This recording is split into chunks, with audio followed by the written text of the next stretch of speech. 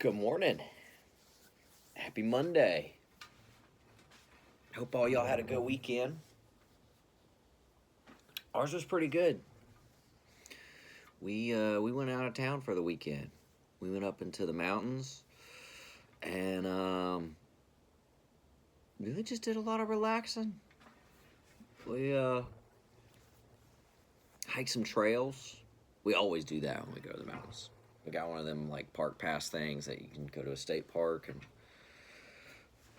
it's like a season-long kind of thing. And so we do that because we go to the state parks a good bit. And, so we went and checked out some waterfalls. Noah got to hang out with his grandpa. It was a really good time. It was relaxing. It was nice.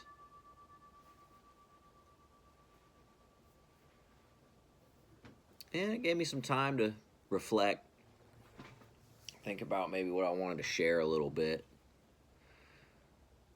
Because I'll be honest, guys, I guess maybe, I feel like I shared a lot of the good, the exciting stuff already. No, there's more. I did want to go into one thing, though, guys. And this is actually going to go back to some of the more main topics I went into in my earlier videos. And I want to go into some signs and symptoms, some traits that maybe you might have went through a similar program that I went through. Guys, I've been talking about this thing called Project Monarch, which is a secret government experiment program. They did it on kids. I'm trying to give like a brief summary here. Secret experiment program done on children through the military. Military would use families from the Masonic organizations. So certain families would have access to this kind of experiment. Government would pay them. They had funding available for that. There's also other perks and privileges. I'm pretty sure they moved up in their ranking when they brought another kid into the program, where they would run tests and experiments on the children to see what kind of things they could do to their brain. They're really into making these like super soldiers kind of type. Basically, a person that could be out in public with the civilians and be unaware of their training, unaware of their programming, and then can be summoned or called with a hand gesture, a sound, a sequence of numbers, a code phrase, some kind of activation. Will then activate your secret Splinter Cell soldier. Actually, I think a lot of those games, those sci-fi games we played as kids, had a lot of truth tying in to many of these experimental programs. I can think of Metal Gear Solid, I think, was a big one that incorporated a lot of these, and people will call this conspiracy. And the only reason they can call this conspiracy is because it hasn't been declassified yet. But guys, they called MK Ultra a conspiracy too, and then the government eventually declassified it. And now they use MK Ultra as a way to deflect off of Monarch, because the truth of the matter is, guys, MK Ultra never stopped. It never stopped. They just changed names, and they've done it a couple of times already. We're just on Monarch now, right? And they've refined the way that they do it. So some signs that maybe you might have went through the program. One big one, guys, if you have a hard time remembering your early childhood, and now if you're suffering from Alzheimer's, dementia, you might have a hard time with that anyway. But I'm talking about if you're in your 30s, right, and you have a hard time remembering what it was like when you were 5, That's the sign, okay? If you have gaps in your memory, if you can remember briefly going to certain buildings, like certain places, you remember going there, and then it's a blank, and then you remember maybe waking up on the way home. If you can remember the specific building that you went to, that would help. I had to look back and look in and reflect and research, right? Do a lot of research. Y'all, a lot of these experiments were done in Masonic buildings. Yeah. A lot of them were done. I mean, the location wasn't always the same. There's places that are like fronts. I went to an autistic place one time. It was like a center for autism, right? But they were doing some other stuff there too. You know, I'm sure they had legitimate autism cases. That's another big one too, guys. They use autism, specifically that one. They use other ones too, other, mental illnesses on the spectrum. But they use autism. That's a big one as like a cover, as like a veil, basically to just, oh, well, your kid's got autism. So let's, let us give them drugs and experiment on them and spend a whole bunch of time with them. You'll also notice, guys, too, that autism's been on the rise steadily for a while. It just keeps going up and up and up and up and up. I'm not here to argue where that's coming from. Some people, that's not the point of what I'm trying to get to, is where the autism's coming from. My point that I'm making on it is that it's not as legitimate. All right, I'm going to tell you, a lot of these autistic, these sensitives, these people that get diagnosed with autism, especially at an early age, there's nothing wrong with them. Right? They just use the disease as a reason. Right? They use the disease as an excuse as to why to do all these kind of things to the kids. Okay? And also the public won't second guess, when the kid starts acting out or showing other symptoms and signs of some kind of like SRA abuse and things like that. Oh, well, he's just autistic. Don't worry about him. Oh, okay. And then people won't think twice. Oh, he's just autistic. That's why he's screaming and rolling around on the floor and saying that people are like, stabbing him in the middle of the night and stuff like that, Just autistic. He's just mentally challenged. No, don't look. It's designed that way. On purpose. So having gaps in your memory is a big one, guys.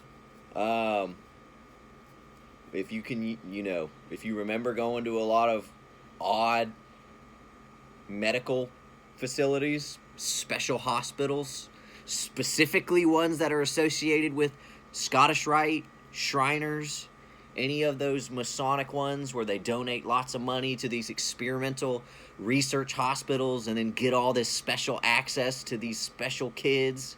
Yeah. Okay, that's a sign. I wouldn't say that's an absolute sign, right? But it's a sign. Don't ignore it. Another one. Y'all, one thing you have to understand about Project Monarch, which makes it a little different than some of the other ones like MK Ultra, I think Monarch incorporates a lot more of what is called satanic ritual abuse. SRA for short.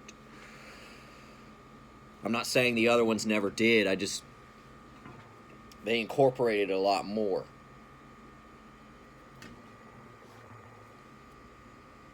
You can achieve the same results using the different methods. Okay? Satanic ritual abuse involves using a lot of sadistic practices, pain, fear, very gross, grotesque things, taboo. I'm not going to go into so many details because it's gross, but just, if you want to do some more research, do it, but just keep in mind you're going to run into some explicit content when you do. But the satanic rituals themselves can create this same results, very similar results as the MK Ultra. This is why it got incorporated into the experimental programs, because the occult has been doing the same. They've been doing the same stuff. They've been making programmed people for thousands of years. They've been doing it forever, right? And then the government starts using that, researching into that, realizing that that was another way, another method they could use.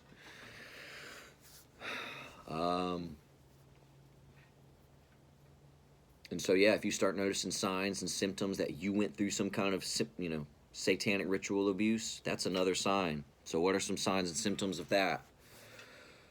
Again, goes back to the gaps in memories. Do you have patches of memories where you remember finding a lot of candles? A lot of candles. I don't just mean your home and garden smell good candles. I mean regular long shafted candles. Maybe you'd find a cabinet in the house full of them, and they'd be different colors: white, red, blue, purple, all kind of colors, and a whole bunch of them. That's a sign that your folks are probably into the occult. Okay. Finding different kind of books and literature.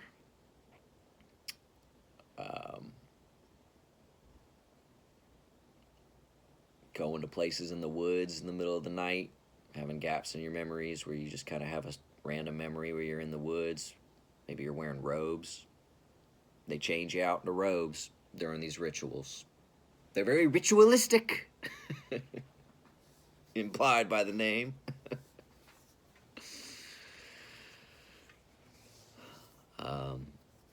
Children that suffer through the satanic ritual abuse have some other signs too. I used to play dead a lot when I was a kid, more so than I feel like was normal. I'd pretend to be drowned in the tub, or I'd pretend that I'm just dead, lying on the floor, motionless. I think it was some kind of way of, I don't know, maybe as a kid I felt that I got more attention that way.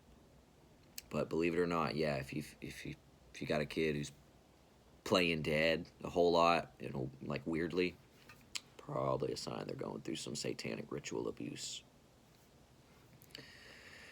Not knowing the lines, right? The lines of appropriate communication, saying things, maybe overly sexual things that are inappropriate. That's another sign. In these satanic ritual seances and occult practices, they do a lot of sexual stuff, and it's not always legal. Okay.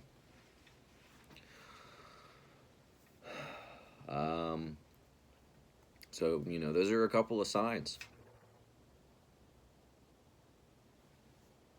I hate to be the bearer of all the bad news, guys. Yeah, if you come from a heavy Masonic family, your granddaddy was one, your great-granddaddy, your mom and your grandma's in all the female organizations, yeah, chances are you probably went through it in some form or degree. You may have not went through the same protocol that I went through. You might not be psychic. You probably aren't. But you probably went through some form. There's different layers of it. In the Masonic organization, everyone has a role in their place, and they find out pretty early what you're willing to, what kind of secrets are you actually able to keep. They find that out pretty early, which they found out with me. I'm not very good at keeping the secrets, which is why I got scapegoated. I mean, there could have been other reasons too, but that's a big one. And then the kids that will keep secrets, they're rewarded and moved up through the organization and given jobs, and also, they also get evidence and leverage on them doing things in these rituals, so that, to guarantee that they keep their mouth shut in the future. Right? It's kind of a shame, because what you have in these organizations is you grow up with like two types of people. You grow up with one group of people that are in the know, right? They know what's going on. They're very much aware of all the things they do in their group, both, legal and maybe, on the shadier side. And they keep the secret.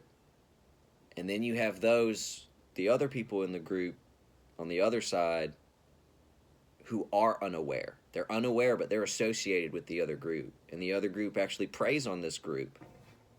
And because they're unaware, it's a big secret. These folks that are on the unaware side are basically living in this Truman Show existence, being preyed upon by all the other ones on the other side of the group. It's some big mental game. And yeah, the people that are unaware, on the unaware side, they're the ones that, they'll run through other parts of the program, especially the parts where they like erase memory and can do things like that. So yeah, I wanted to go into a little bit, some more meatier stuff. And it's unfortunate, guys, because I see a lot of psychics. I see a lot of people that are, sensitive and have the gift online on Facebook. We got a lot of tarot readers, and it's also, and I like the tarot reader. I'm not bashing on the tarot. I watch the tarot, but it's just unfortunate because we've got this whole group of people under the empath psychic sensitivity phenomenon. And it's a lot. There's a lot of people. I say it's rare, but if you take the whole group together, there's a lot of people. They could be a whole subclass of society, but they've been hidden. Right? And why have they been hidden? There's multiple reasons. But one big one, it's not a big surprise, is because the psychic community, the metaphysical, has been a front for sex trafficking and human trafficking for a long time. It's not really that big of a secret. You'll see some of these, psychic profiles, and like I said before, they're mostly women, right? But they'll be really sexual. And why, it wouldn't be a surprise that, these occult groups will hire or bring in these psychic women to also probably do other things that aren't exactly advertised on their profile, but though they will do. And if they're and if they're people that have been through the program, they'll have personality calls inside their brain that can be opened up and called, and turn that person into whatever they were programmed to be. Some people are programmed to be killers. Some people are programmed to be spies. Some people are programmed to be sex slaves. I know, guys, it sounds wild. It sounds like something from a book.